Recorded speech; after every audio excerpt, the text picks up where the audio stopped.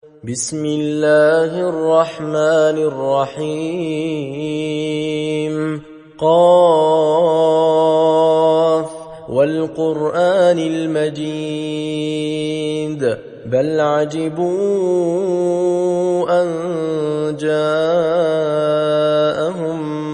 منذر منهم فقال الكافرون هذا شيء عجيب أإذا متنا وكنا ترابا ذلك رجع بعيد قد علمنا ما تنقص الأرض منهم وعندنا كتاب حفيظ بل كذبوا بالحق لما جاءهم فهم في أمر مريج أفلم ينظروا إلى السماء فوقهم كيف بنيناها وزيناها وما لها من فروج والأرض مددناها وألقينا فيها رواسي وأنبتنا فيها من كل زوج بهيج تبصرة وذكرى لكل عبد منيب ونزلنا من السماء ماء مباركا فأنبتنا به جنات وحب الحصيد والنخل باسقات لها طلع نضيد رزقا للعباد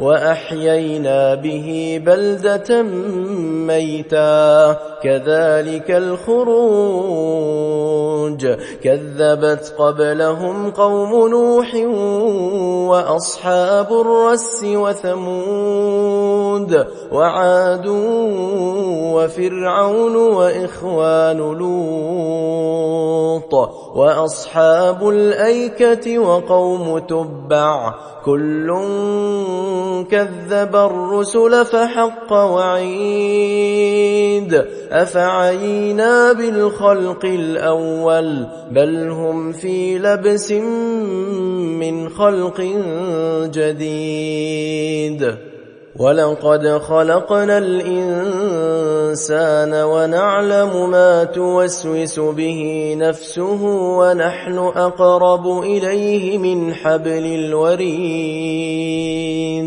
إذ يتلقى المتلقيان عن اليمين وعن الشمال قعيد ما يلفظ من قول إلا لديه رقيب عتيد وجاءت سكرة الموت بالحق ذلك ما كنت منه تحيد ونفخ في الصور ذلك يوم الوعيد وجاءت كل نفس معها سائق وشهيد لقد كنت في غفلة من هذا فكشفنا عنك غطاءك فبصرك اليوم حديد وقال قرينه هذا ما لدي عتيد ألقيا في جهنم كل كفار عنيد مناع للخير معتد مريب الذي جعل مع الله إلها آخر فألقياه في العذاب الشديد قال قرينه ربنا ما أطغيته ولكن كان في ضلال بعيد. قال لا تختصموا لدي وقد قدمت إليكم بالوعيد. ما يبدل القول لدي وما أنا بظلام للعبيد. يوم نقول لجهنم هل امتلأت وتقول هل من مزيد. وأزلفت الجنة للمتقين غير بعيد. هذا ما توعدون لكل أواب حفيظ.